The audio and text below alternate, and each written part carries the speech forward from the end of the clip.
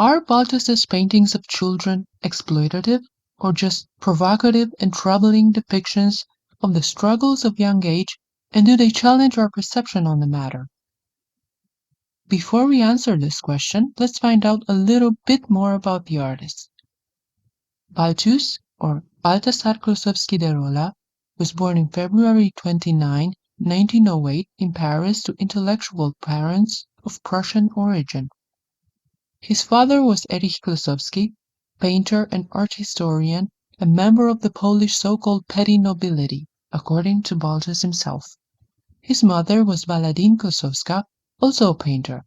She had Lithuanian Jewish origins, but was born in Germany. Baladine was muse to Austrian poet Rene Maria Rilke, with whom she had a long-standing affair. Balthus had an older brother, Piero Klossowski, who became a well-known writer and philosopher.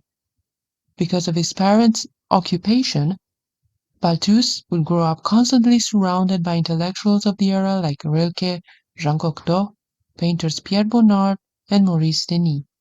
During the First World War, the Klossowski family left Paris and settled in Switzerland and Germany.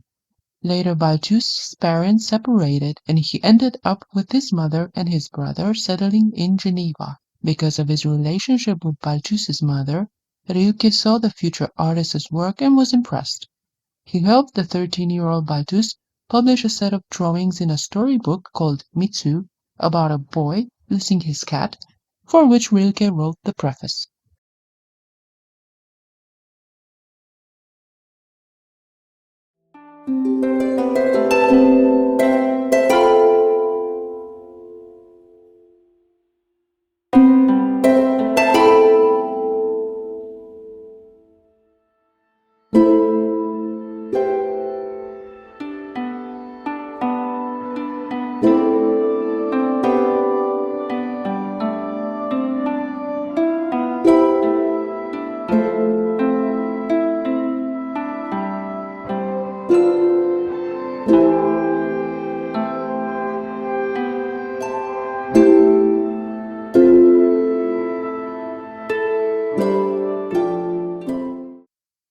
As a young artist, Balthus visited Florence, where he discovered the paintings of Renaissance master Piero della Francesca, which is said to have defined his overall style. Later, when he arrived in Paris in the early 1930s, he proved a lack of interest in Cubism, Surrealism, or non-figurative art that was blossoming at the time. He admired painters like Francis Bacon, but disregarded non-figurative and abstract art as being far from the profession of painting or sculpting. He thought that modern artists effectively destroyed art in the traditional sense. His manner would be something of a mix of styles between artists like Piero della Francesca or Georges Seurat, becoming something quite difficult to categorize.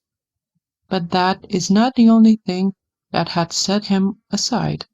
His proven preference for painting nude portraits and allegories of teenage and many times preteen girls in often provocative and very explicit scenes forever tied his name to controversy. The Guitar Lesson from 1934 is an early example of this, although extreme, but it shows exactly the type of scandal-provoking art that would define his career. He later explains why he chose to make a painting like this. I remember I was very poor. The only way to get out of that state was to make a scandal. It worked well, too well.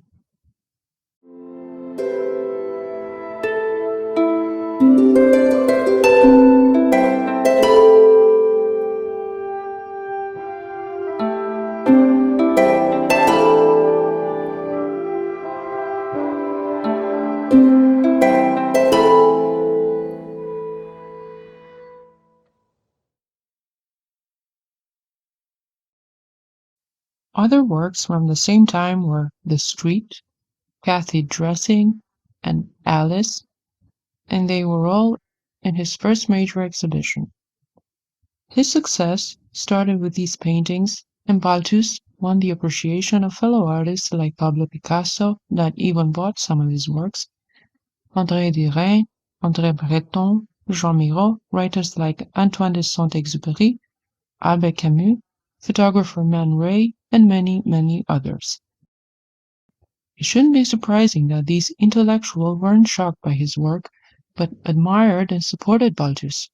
In the 1940s and coming up to the late 70s, many French intellectuals such as Michel Foucault, Jean-Paul Sartre, and Simone de Beauvoir signed petitions to abolish the French law of sexual consent of a minor, which was at 15 in 1945.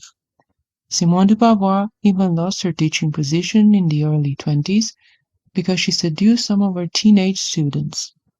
She and Sartre publicly defended on many occasions convicted pedophiles that committed abuses against children in their early teens and even younger. In regard to Balthus's work, how do we categorize it? How are we supposed to label his choosing to paint naked young girls at the age of childhood? How do you see it?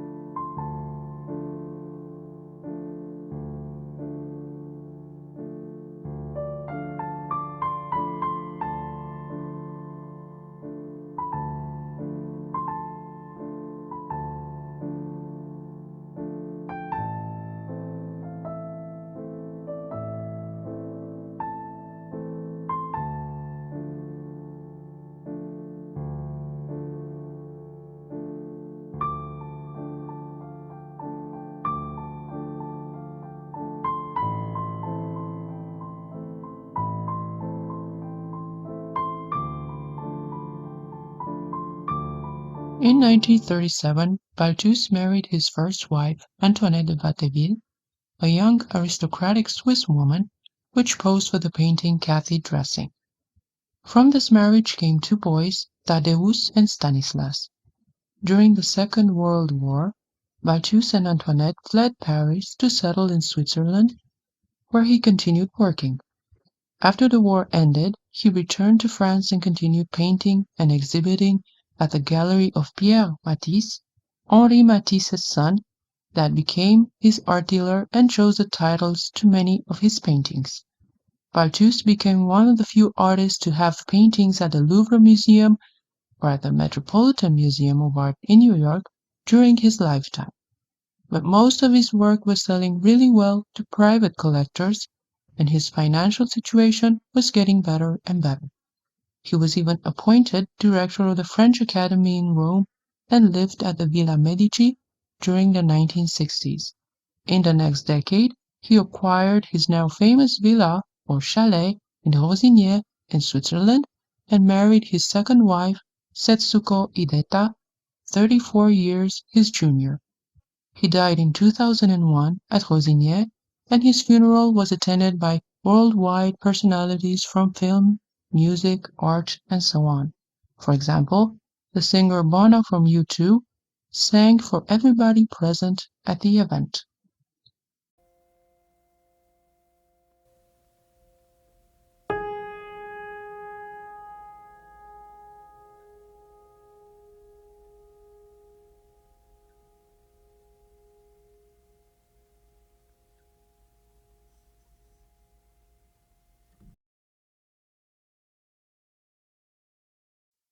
When it comes to the subject that dominates the canvases of Balthus, opinions always vary. From considering his work a sample of genius and exceptional artistic mastery, for blending the principles of classical with that of modern painting to illustrate the struggles of childhood and teenage years and the period of passage from girlhood to womanhood, to calling his painting of sometimes very young girls disturbing examples of abusive voyeurism and in some cases recordings of pedophilia. Balthus himself insisted always that there was no eroticism in his paintings of young girls, but instead a recording of the uncomfortable fact of children's sexuality, and that critics of his work added the erotic, disturbing factor to his work because that is what they saw or how they engaged with the images. Some of his models sat for interviews along the years and never acknowledged any wrongdoing on the part of the artist, whom was allegedly more preoccupied with the act of painting, forgetting about his young model in front of him.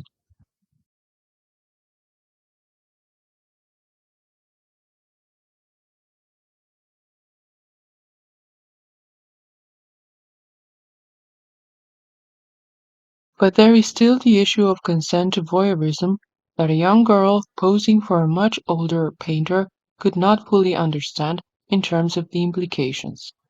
It must have been uncomfortable to various degrees for each and every one of them to sit naked for hours before an older man they didn't even know very well. And to add to that discomfort, their image and whatever they felt like posing for that scene was to be forever immortalized on canvas and be displayed all around the world for people to see. Like, for example, in the painting Thérèse Dreaming from 1938, we can see his then model Thérèse Blanchard in a very explicit position when she was only 12 or 13 years old. The Metropolitan Museum of Art in New York, where it is exhibited, explains the painting. Balthus's model, Thérèse Blanchard, appears, as the title of this work suggests, unaware of her surroundings and lost in thought. Many early 20th century avant-garde artists from Paul Gauguin to Edvard Munch to Pablo Picasso also viewed adolescent sexuality as a potent site of psychological vulnerability as well as a lack of inhibition, and they projected these subjective interpretations into their work. While it may be unsettling to our eyes today, Thérèse Dreaming draws on this history.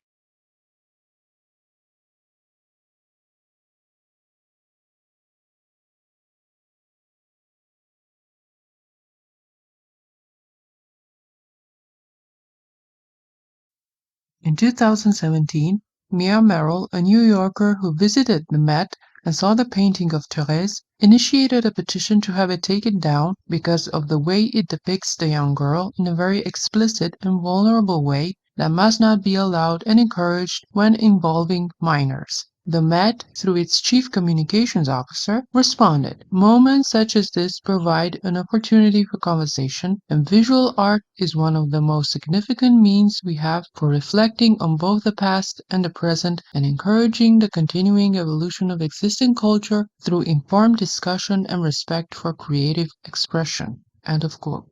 They will not take the painting down on the grounds that art is meant to be controversial and ignite social discussion.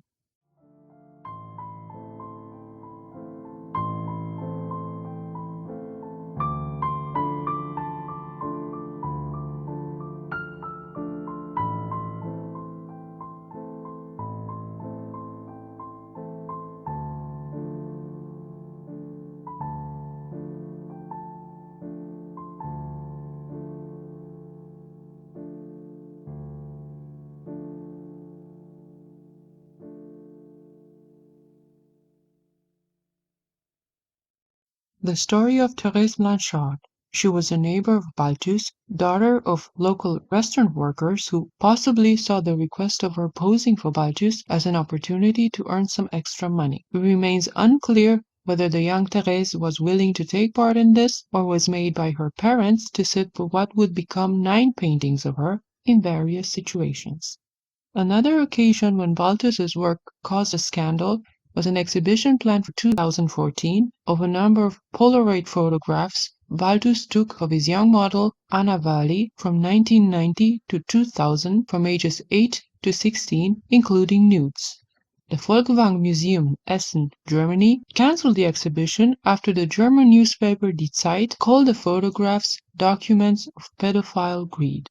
You can imagine if in today's world online platforms refrain from posting these Polaroids of Balthus because of violating terms of use and showing indecent exploitative image of minors, how an exhibition like that could possibly take place and be accepted as just a form of art, albeit controversial.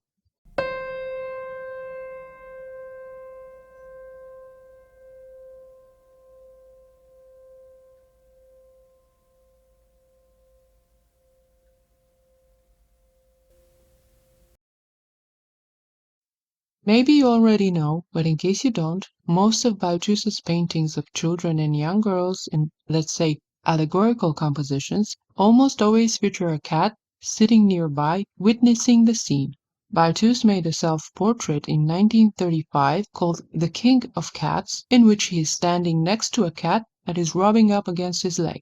In a documentary about his life and work in the last years of his life, we are being showed inside Balthus's Rosinier chalet, and we can see, at some point, a cat painting a large canvas. That cat was Balthus. Many of his work interpreters do identify the cat in his paintings as being him, alongside his model. There is another painting categorized as surrealist work called The Cat of La Méditerranée from 1949. Balthus made this picture after visiting the Parisian seafood restaurant Le Méditerranée, a favorite of French intellectuals of the time. In this painting, we can see Balthus as the cat, looking directly at us with a very big grin as he is sitting at a table near the sea, where a rainbow appearing from the water turns into fish that land directly on the cat's plate. Next to the table, we can see a giant lobster on a plate waiting to be devoured. In its proximity, in a small boat, there is a young girl waving at the viewers. Like the lobster, she is also waiting for something in her boat. Like a true king of cats, this one has all its desires fulfilled without putting in much effort.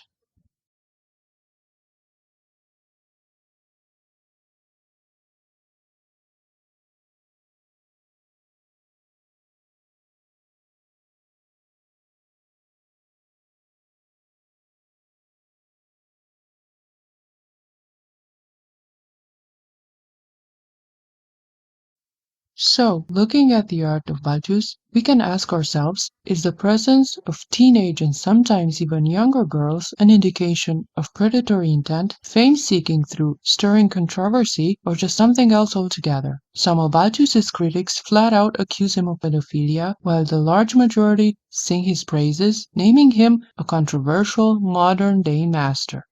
I think the paintings say a lot, and if we look carefully at the image that really tells 1,000 words, we can each draw our own conclusions.